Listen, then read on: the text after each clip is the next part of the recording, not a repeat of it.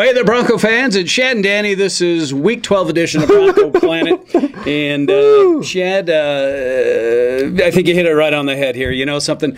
Frustration obviously characterizes this loss more so than anything. This particular game with the Patriots was one on everybody's schedule when you're looking at, in preseason when everything comes out. It's like, oh man, week 12. That's a big game. And it just seems, like once again, Shad, the New England Patriots have our number, outcoached, and anytime you let a guy like Tom Brady and the New England Patriots off the field after you step on their neck for 24 points in two quarters, it just makes this loss that much more sour. Yeah, really tough to swallow. And I guess hey. Facts are, Peyton Manning doesn't play very well in the cold. The fact of the matter, whether you're a Bronco fan or not, fact is he doesn't. Fact of the matter is Brady outplays Manning most of the time. These are facts, folks, and it was no different. Now, the receivers certainly didn't go out of their way to help Manning. A lot of drop balls. Wes Welker, what a failure of a homecoming, my friend. So, it's not all on Peyton, but, it's a little disturbing. Right. If I hear Del Rio or one more freaking Bronco coach come out and say, hey, we're going to learn a lot from this, I say bull crap. You had last year to learn from it, and we fell right back into the same trap. Get ahead, don't know what to do with it, over conservative, outplayed. And at the end of the day, on the road in cold weather, you got to figure it out. So absolutely right. Did you expect the loss? Yeah, I did. At the beginning of the season, yep, lost there. Loss against Indianapolis. Those aren't surprises, all right? But the fact of the matter is we had a lead. Right. We had destiny in our own hands. Would you say that we had them on the ropes? We had them on the ropes. Absolutely had them on the ropes. We had snot coming out of their nose, mouthpiece on the ground, and we decide, hey, you know what? I think we'll let them back in. We'll coast. We'll take it easy. We're going to run a lot. Great game, Knowshon Moreno. Sure. Terrific. But you know what? Too conservative. Too many short passes, way too many runs. 5 scores. 5 scores in a row between the third quarter and 3 minutes left in the fourth quarter. We decide, guess what? We're going to pass it a lot more. And lo and behold, surprising. We go all the way down the field, score a touchdown. Demaryius gets a touchdown. And then, it just, at that point, I felt already. When Tom Brady came out at halftime, 7 for 7 against a win. There was grit there. He says, you know what, I'm going to own this game. I'm going to take over. We know what that's like. John Elway in the drive. Comes out. You can see it in their eyes. He's spitting all over himself. He's right in Gronk's face. I'm taking this game. What's Manning doing? Manning's got his little arms in his little pouch there, and he's cold, and he's wearing the freaking cap, and he's got the parkas on him. Peyton Manning, it does not have the grit that he needs to have. All right, that's fair. Master, great, accurate, lots of stats. Hey, no John Elway. Peyton Manning, you've got to step up. You got to get tough. You got to get in people's faces.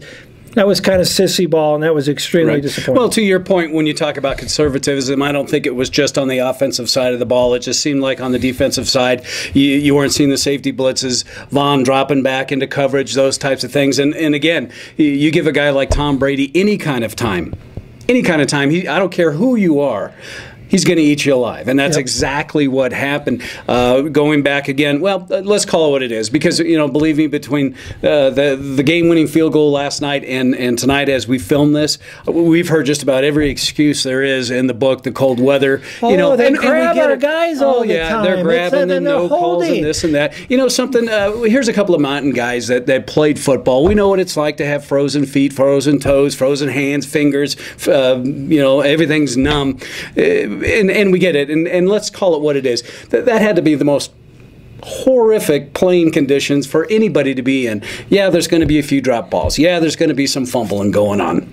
And obviously, Denver was the beneficiary of that for the first 2 quarters. But, and really what this loss boils down to, I think, for you, you hit it with conservatism. And for me, it's just going back to the basics, not taking care of the football. And you can't expect to go into a place like New England, turn the ball over 4 times and expect to win. Yeah, and you cannot go into New England and sit back and think, hey, I think it'll be okay. These guys aren't going to come back. They're not going to fight back. Tom Brady doesn't have any gas in his tank. Yeah, hit the clock, and maybe when it's all over, we'll be ahead. So hopefully we can just stall it enough. Yeah, great. Love the 200 yards. Moreno, lots of heart, man. What a turnaround this guy has had. Yeah, love Knowshon Moreno, but it didn't matter. It didn't.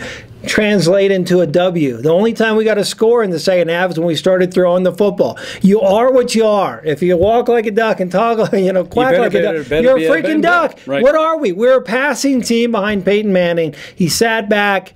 He wasn't up for it. He was not up for the game. And Wes Welker, what a terrible, terrible homecoming. Not only does he drop critical passes that might have put us in field goal position at the end, everybody knows this is back to Pop Warner football. You stand there, where you think the kick's going to go, and if it's in front of you, you start calling for a fair catch, you run up there and do it. And then the old, what am I going to do? And then yell last minute. Yeah, really Carter's fault when he has 0.2 seconds when the ball is bouncing around. Hey, heads up, or, watch out. I mean, that's ridiculous. That play, obviously, nothing more than a fluke. It was poor play, though. It was poor play. Yeah, and he actually owned it. A little credit to Wells. He owned it. He said, yeah, I probably could have made up my mind. I called off Tony Carter, called off the coverage a little sooner. He didn't. You have to put yourself in Wes's shoes. He didn't exactly leave New England. I'm in him. Whoa. I can't catch an important ball. You put yourself in Wes's shoes. You leave on bad terms. He's had this game circled on his calendar since he came to Denver. It's the crappiest night weather-wise. There's nerves. There's this. But he's supposed to be a pro. No. He's supposed to be a pro, and I get that whole thing. But believe me, I'm not hanging this on Wes Welker. There's just so many things, but it all still boils down to, I think, 1 and 2, conservatism and just not taking care of the football. Yeah, hey, facts of the matter. These are all facts. Jack Del Rio, John Fox, conservative coaches that both got fired. That's a fact. Peyton Manning loses in cold weather. Brady gets the best of Peyton Manning. Wes Welker doesn't do great in big, important games, drops balls. That's why they didn't re-sign him to that big contract. Those are all facts. I know as Bronco fans, you don't want to hear that. All facts, all came into play. You're right, it's not on Wes Welker. But the fact of the matter is, once again, just like the Baltimore game, who's stepping up? Who's going to make the big play to turn the game around? Right. Was it your defensive captain who's played tremendous all year, Wesley Woodyard? Oh, whoa. Right. Missed opportunity for an interception. DRC, guess what?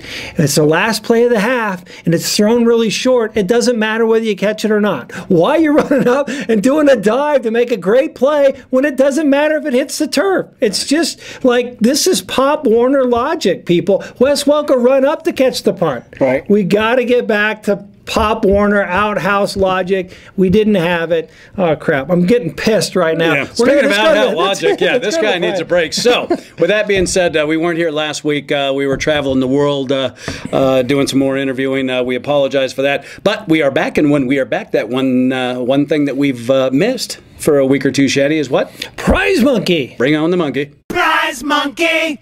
That monkey's funky. All right, that monkey's funky, Shad. And what we are doing this week, folks, courtesy of our good friends at the 5280 Shirt Shop, James Hernandez was kind enough to bring into the studio for us a couple of Bronco Planet T-shirts, very high quality, all cotton. Smells like Broncos.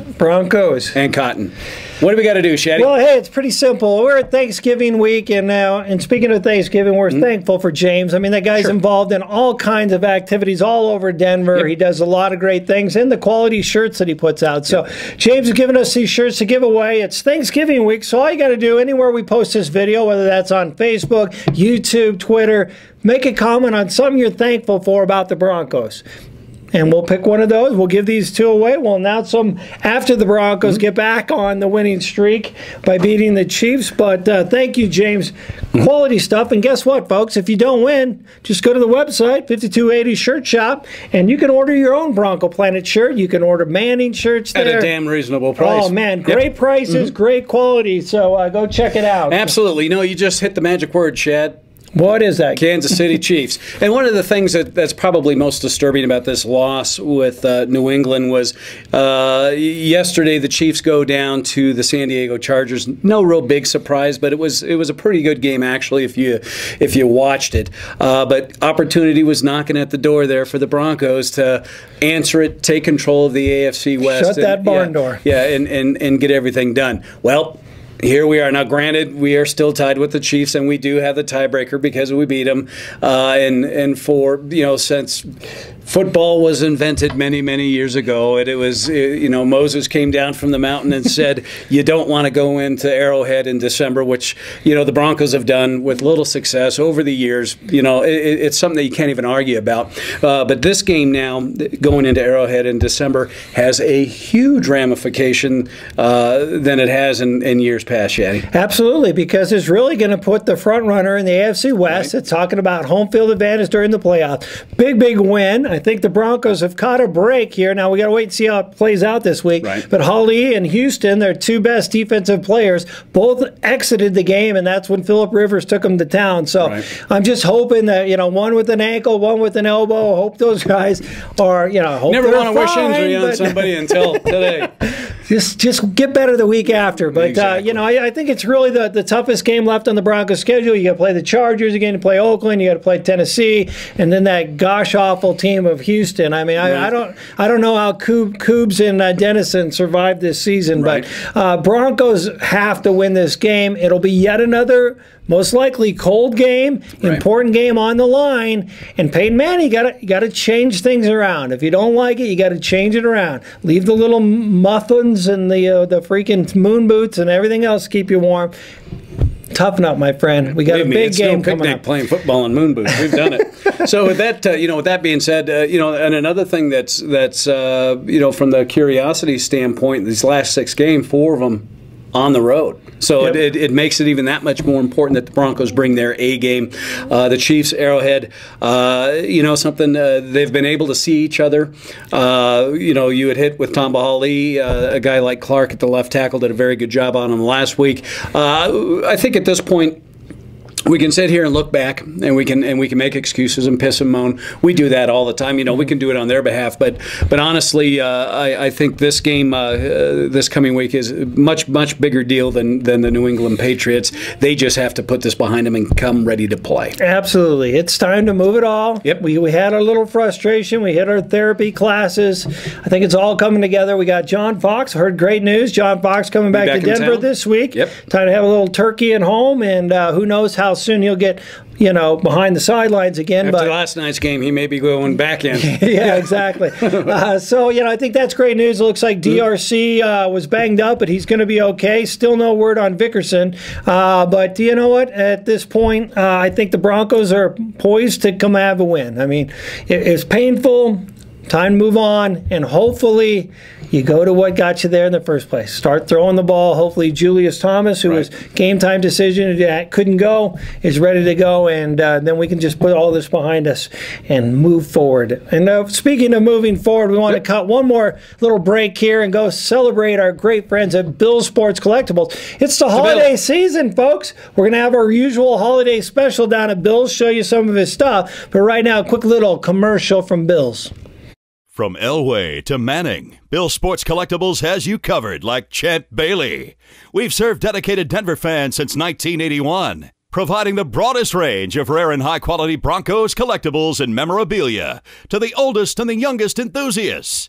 For the best new and old school jerseys, player cards, souvenirs, bobbleheads, pennants, programs, or anything else you can think of. Stop in and you'll see Bill's likely has it, and even more. We've even got a huge collection of authentic signed Broncos gear, perfect for the most serious collectors. We even feature bargain and blowout sale items to fit anybody's budget, but beware, they go fast. So whether you're looking to get a birthday gift, complete a card collection, or just replace your number 15 jersey with a number 18, Bill's has everything you need to fulfill your Denver Broncos needs. Bill's Sports Collectibles is the #1 spot for Denver Broncos fans. You know something? There's 2 things on everybody's Christmas list: coal or Bill Sports Collectibles. Anybody out there wants a football, a jersey, trading cards, Orange Crush cans, you name it. Folks, it's Mecca. It is Mecca. It is the Macy's of Broncos. Just Colorado sports, really, Shad. Yeah, it's great. It doesn't matter. Nuggets, Rockies, boy, the Avalanche have turned things around.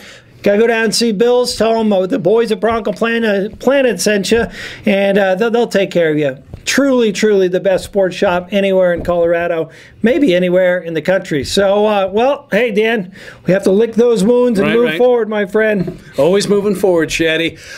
Until then, go Broncos. Chiefs this Sunday, Arrowhead. Good karma. Throw the freaking football. For God's sakes, throw the football. He's Shad. I'm Danny. This is Bronco Planet.